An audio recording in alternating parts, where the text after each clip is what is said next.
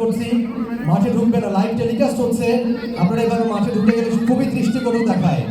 এবং ডাক আউটের সামনে আমরা অনেককে দেখতে পাচ্ছি। সুপ্রিয় দর্শক, আপনাদেরকে বারবারই অনুরোধ করছি আপনারা সবাই গ্যালারি থেকে খেলা উপভোগ করবেন।